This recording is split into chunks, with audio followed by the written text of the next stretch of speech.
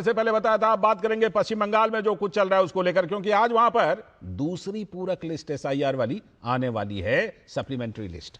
लेकिन इस बीच पश्चिम बंगाल में मुख्यमंत्री ममता बनर्जी एक अलग ही लेवल पर खेल रही हैं। पश्चिम बंगाल में मुख्यमंत्री ममता बनर्जी, जैसा कि हम जानते हैं कि पश्चिम बंगाल में जो दूसरी लिस्ट है वो आने वाली, पश्चिम बंगाल में नेताओं की जुबानी जंग चल रही है।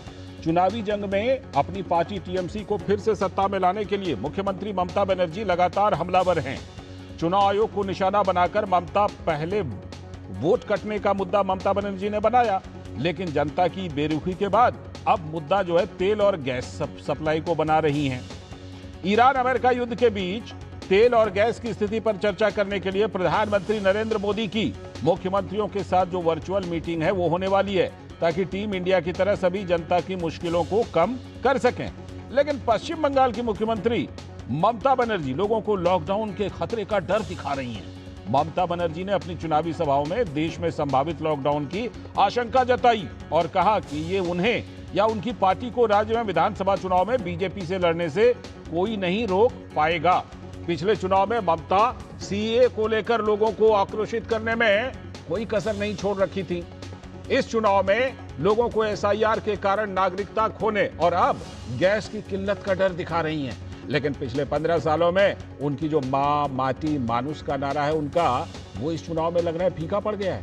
उधर बीजेपी का दावा है कि हार की हताशा में ममता अनाप शनाप बयान दे रही हैं, लेकिन लोगों को उनका हर चुनावी रणनीति पता है।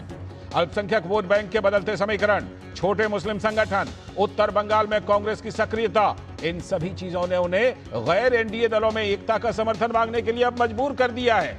एसआईआर की पहली पूरक लिस्ट पहले आ चुकी है, अब आज दूसरी सप्लीमेंट्री लिस्ट आने की उम्मीद है। चुनाव आयोग ने कलकत्ता हाईकोर्ट से अपील की है कि आयोग हर दिन पूरक लिस्ट प्रकाशित कर सकता है, इसकी अनुमति दे दें। जाहिर है नामांकन से पहले सुनवाई की प्रक्रिया में जो जेन्युइन वोटर्स हैं उनका नाम पहले प्रकाशित हो जाए। लॉजिकल डिस्क्रिपेंसीज की सुनवाई सुप्रीम कोर्ट के निर्देश पर न्यायिक अधिकारी कर ही रहे हैं, लेकिन मुख्यमंत्री ममता के निशाने पर तो हमेशा सिर्फ चुनाव आयोग है और लगातार वो निशाने पर रखे हुए हैं।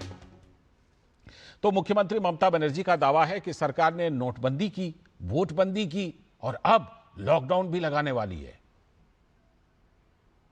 লকডাউন টকডাউন করবে কিনা ভাবছে কিনা জানি না, করলে করবেন। লকডাউন করে মানুষকে ঘরবন্দি করে রাখবেন, মানুষকে ঘরবন্দি করবেন, মানুষকে নোটবন্দি করবেন, মানুষকে ভোটবন্দি করবেন, মানুষের নাম কেটে দেবেন। জেনে রাখবেন কোভিডের সময় লকডাউন ছিল, আমরা 21 সালে কোভিডের মধ্যে যদি লড়াই করতে পারি, যে কোনো পরিস্থিতির মোকাবিলা করে লড়াই করবার জন্য আমরা রাজি আছি। इस बार भाजपा नेता और पश्चिम बंगाल भाजपा के अध्यक्ष शामिक भट्टाचार्य जी ने चुटकी ली और कहा 4 मई दीदी गई। पूरा हिंदुस्तान में इस बात तैयार हो गया, सारे लोग बोल रहे हैं 4 मई दीदी गई। तो आउट ऑफ फ्रस्ट्रेशन ममता जी बहुत सारे बातें बोल रहे हैं, और ईवीएम लेकर ममता जी को जो कहना है, बहुत लोग तो ऐसे भी सोच रहे हैं जी ईवीएम को बदलने का काम पश्चिम बंगाल सरकार भी पहले कर चुके थे। हम लोग इस बहस में जाना नहीं चाहते, जो बोलना है बोलने दीजिए। 2 महीना अभी भी है सरकार, ये 2 महीने में जो मन में आए बोलने दीजिए, लेकिन जाना तैयार है, तृणमूल चले गए। दोनों पक्षों के दावे हैं और कोशिशें भी हैं, लेकिन जमीन पर हालात कैसे हैं, इसी पर बात करने के लिए सौरभ दत्ता हमारे संवाददाता जुड़ गए हैं। साथ में सलाहकार संपादक विनोद मिश्र जी भी जुड़े हुए हैं और हमारे साथ डॉक्टर कौशल कांत मिश्रा जी भारतीय जनता पार्टी के प्रवक्ता, और साथ में मोहम्मद एहतशामुल हक साहब हैं जो राजनीतिक विश्लेषक हैं, लेकिन तृणमूल कांग्रेस के पक्ष में मजबूती से बातें रखते हैं। पहले सीधे जमीन पर चलते हैं सौरभ दत्ता के पास। सौरभ, मुख्यमंत्री तो कह रही हैं, भले उन्होंने ऑल पार्टी मीटिंग में टीएमसी ना गई हो, आज पता नहीं राज्यों के मुख्यमंत्रियों में शायद वहां तो जो सेक्रेटरी हैं मुख्य सचिव उनके साथ ब्रीफिंग होगी क्योंकि चुनाव वाले राज्य हैं, लेकिन जरा ये बताइए कि जमीन पर जब ममता बनर्जी ये कह रही हैं कि लॉकडाउन लगने वाला है, लोगों में आप किस तरह का वहां पर देख रहे हैं, क्योंकि बीजेपी निश्चित तौर पर अपने कार्यकर्ताओं के जरिए ये समझा रही है और कह भी रही है कि ममता बनर्जी तो ये शिगुफा छोड़ रही हैं चुनाव को देखते हुए। लाल जी देखिए, बंगाल की जनता जब पहली बार इस मुद्दे को सामने ले आई ममता बनर्जी, तब से लेकर आज तक गैस की क्राइसिस को लेकर जिस तरह वो बोल रही है उतना जमीनी हकीकत है नहीं है। बंगाल की जनता भी मान रही है। असल में बंगाल की जनता कह रही है मुख्यमंत्री ममता बनर्जी क्रोनोलॉजी फॉलो कर रही है। ये क्रोनोलॉजी क्या है? ये क्रोनोलॉजी 2021 में जब वो चुनाव मैदान में थी, तब उन्होंने जो 26,000 नौकरी गए थे उसका पक्ष लिया था और कहा था कि जिनके नौकरी चले गए, चाहे वो घोटाले के मामले में नौकरी गए थे, लेकिन उन्होंने कहा कि उनका घर का क्या होगा, हम उनको जो कानूनी जो सहायता होती है वो देंगे, लॉयर देंगे, एडवोकेट देंगे। आज वो एसआईआर पर क्या कर रही है? जिनके नाम कटेंगे उनको हम अदालत पे वो चाहे लड़े, हम उनको एडवोकेट देंगे। मुद्दा अलग है, प्रोसेस सेम है। यानी ममता बनर्जी इस बार भी कहीं ना कहीं इनका ये कौशल है कि पिछली बार जब एसएससी सब जानते थे कि मेरिट के हिसाब से जिनको नौकरी नहीं मिला उन्हीं का नौकरी गया है और अदालत के आदेश पर नौकरी गया है, फिर भी उन्होंने उनका पक्ष लिया जिनका नौकरी गया, जो गलत तरीके से नौकरी मिला था, और उनको कहा था कि हम आपको लॉयर देंगे कोर्ट में लड़ने के लिए। आज एसआईआर पे आप देख लीजिए, जिसके पास डॉक्यूमेंट्स नहीं है उनका पक्ष ले रही है, क्योंकि वो जानते हैं कि वो एक बड़ा वोट बैंक है और वो चाहती है कि वो जैसे तैसे होकर ये प्रोसेस से जुड़े रहे। सौरभ, मैं विनोद जी के पास जाऊं उससे पहले जरा ये भी कि आज दूसरी लिस्ट आने की संभावना है क्या, ये सप्लीमेंट्री लिस्ट? ये अभी तक चुनाव आयोग का जो कहना है, चुनाव आयोग के हवाले के जरिए, कि चुनाव आयोग का ये कहना है कि वो ई साइन होते ही, जितने होते हैं देर रात तक जितना ई साइन होता है, उसके बाद एक लिस्ट तो आज आनी है और इसके बाद हर दिन एक लिस्ट आनी है। ये चुनाव आयोग का कहना है कि वो ट्राइब्यूनल में भी जाना है। लौटता हूं आपके पास, ठीक, लौटता हूं आपके पास। विनोद जी, अब भी जैसा सौरभ भी बता रहे थे और हम पहले भी इस पर चर्चा कर चुके हैं कि ममता बनर्जी, देखिए जिसे कहते हैं ना कि इसको गोल पोस्ट को शिफ्ट करना, हाँ, तेल और गैस पर आ गई हैं। पहले एसआईआर, चुनाव आयोग, ये सब करके अब तेल और गैस पर वो आ रही हैं। लॉकडाउन तक बोल रही हैं, लॉकडाउन। मुझे लगता है पूरे देश में शायद पहली मुख्यमंत्री हैं जो लॉकडाउन की बात कर रही हैं, और किसी मुख्यमंत्री को मैंने बात करते हुए तो अभी तक नहीं सुना।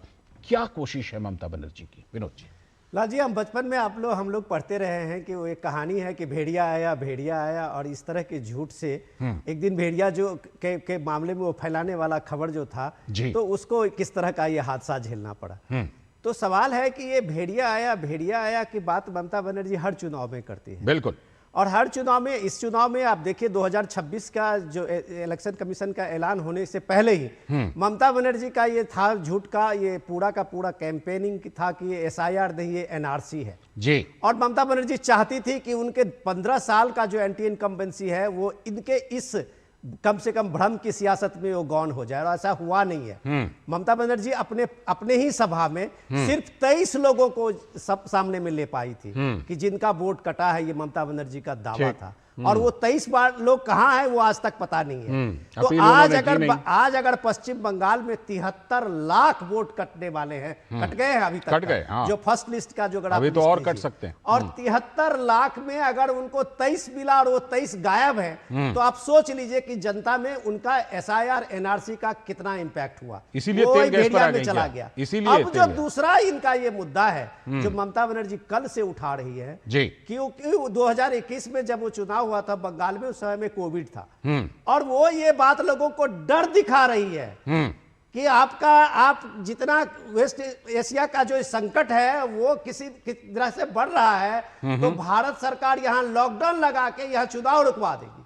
वो ये लोगों को डरा रही है कि ये चाहे लॉकडाउन लग जाए, हम चुनाव लड़ने के लिए तैयार है। तो ममता बनर्जी इस तरह की अफवाह फैला के सिर्फ वहां एक जन आक्रोश बढ़ाना चाहती है, वहां लोगों को सड़कों पर लाना चाहती है। तो ये सारा टैक्टिस लोग जानते हैं। मुझे नहीं लगता है कि ममता बनर्जी का ये सारा टैक्टिस इस बार इस चुनाव में कामयाब हुआ। ठीक है, एहतेशामुल हक साहब, पूरे देश में कुल मिलाकर के करीब करीब केंद्र शासित प्रदेश और राज्य मिला के 3 दर्जन के आसपास है। बताइए, सिर्फ एक मुख्यमंत्री अपने राज्य के लोगों को कह रही हैं कि लॉकडाउन लग सकता है। लोगों में जब इस तरह की घबराहट होगी एहतेशामुल साहब, परेशानी किसको होगी? पश्चिम बंगाल की जनता को ही तो होगी। चुनाव अपनी जगह, राजनीति अपनी जगह, पश्चिम बंगाल के लोगों को परेशानी होगी कि नहीं अगर मुख्यमंत्री की बात सुन करके वो लोग लॉकडाउन की बात पर भरोसा कर लें, इस अफवाह पर भरोसा कर लें? तो देखिए लालचंद जी, सबसे बड़ी बात है कि हमारी नीति, आपने कहा कि 36 राज्यों यूनियन टेरिटरी मिला करके कोई भी एक आदमी या कोई भी एक मुख्यमंत्री इस तरह की बात नहीं कर रही, लेकिन आपकी पड़ता है मुख्यमंत्री ममता बनर्जी क्यों? देखिए, मुख्यमंत्री भारत के इकलौती एक ऐसी मुख्यमंत्री ममता बनर्जी है जो जमीन से आती है और जमीन से वो चल कर बाकी 35 कहां से आते हैं? जमीन ही नेता है। बात सुनने की कोशिश की, समझिए पहले मैं आपको जो आपको डेट दे रहा हूँ, तो हमारे कहने का मतलब उनको जनता का फिक्र है, उनको हमारे 10.5 करोड़ जनता का फिक्र है। आपने कहा कि जिस हिसाब से कि वो इस तरह के बोल रहे हैं, आज देखिए एसआईआर के माध्यम से केंद्र सरकार जो इस हिसाब से चुनाव आयोग के साथ में मिलकर करके जिस हिसाब से षड्यंत्र रच रहा पश्चिम बंगाल की सत्ता को हासिल करने के लिए, अभी स्वामी भट्टाचार्य बोल रहे थे कि 4 मई दीदी गई, लेकिन मैं आपके चैनल के माध्यम से, मैं दूरदर्शन जो भारत का सबसे बड़ा सर्वश्रेष्ठ चैनल, मैं उनमें कहना चाहता हूं कि 4 मई दीदी रहेगी और 4 मई चौथी मर्तबा सरकार बनकर दीदी रहेगी। ये स्पष्ट, जो चाहे एसआईआर हो, चाहे जिस तरह का भी काम कर ले, जनता हमारी जो है, जो भी 7 करोड़ 4 लाख वोटर थे, मैं तो कहता हूं बीजेपी भी आज 7 करोड़ 7 करोड़ 4 लाख अगर वोटर है तो हमारे ममता बनर्जी के साथ में हम लोग बिल्कुल इत्मीनान है। लेकिन कोई भी लोग जिनके नागरिकता समझ लिए वोट करते हैं, उनके पीछे सरकार हमारी खड़ी है और उनके पीछे हमारे लोग खड़ी है। हाँ, उसके लिए आप सुप्रीम कोर्ट गए भी थे, सही बात।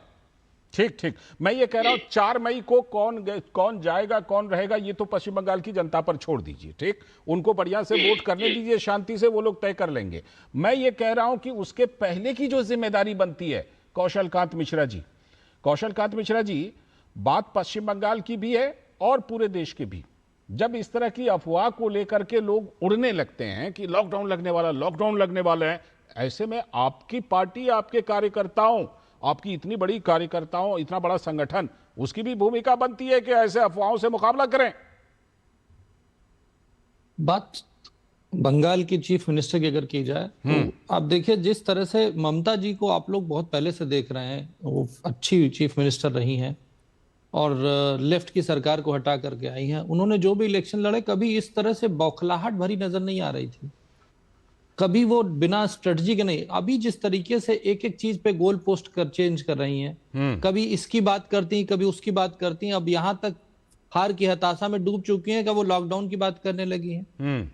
तो इससे ये पता चलता है कि ममता जी ये मान चुकी हैं कि वो हारने वाली हैं, और जैसा कहा गया 4 मई दीदी गई, उन्हें वो दिख रहा है। आपको भी वही बहुत नहीं, वो तो ममता जी के एक्शन से नजर आ रहा है। मैं कह रहा हूं, आपको भी वही बात कह रहा हूं, पश्चिम बंगाल के लोगों पर छोड़ दीजिए, अभी इसको काउंटर कीजिए जो मुख्यमंत्री वहां लॉकडाउन की अफवाह फैला रही हैं, वो कैसे करेंगे सर? मैं उसी की तो बात कर रहा हूं। ये आया कहां से? ये आया यहां से कि ममता जी को पता है कि 4 मई दीदी गई, तो उसके लिए वो कुछ भी कर, जैसे दिया बुझने के पहले बहुत फड़फड़ाता है, उसी तरीके से हार की हताशा में और तुष्टीकरण की पराकाष्ठा में ममता दीदी डूब गई हैं। उनका वो भी वक्तव्य याद रखिए कि उन्होंने ये कहा था ना कि एक समुदाय अगर सड़क पे आ गया तो क्या होगा, पूरे एक समुदाय को धमकी दे रही थी दूसरे समुदाय के दम पे। और जिस तरीके से एसआईआर की प्रक्रिया में 63 लाख से ज्यादा लोगों के नाम कट गए हैं और आगे और भी कटेंगे, तो ममता जी को यकीन हो गया है कि वो हार रही हैं, इसलिए वो इस तरह से गोल पोस्ट चेंज कर रही हैं। मैं लौटता हूं और लौट करके बात ये भी करने वाला हूं कि पश्चिम बंगाल चुनाव में हिंसा की आशंका और उसके लिए चुनाव की तैयारी वो सब चल रही है, लेकिन थोड़ा बहुत ट्रेलर दिखना शुरू हो गया। इस पर बात करूंगा एक छोटे से ब्रेक के बाद।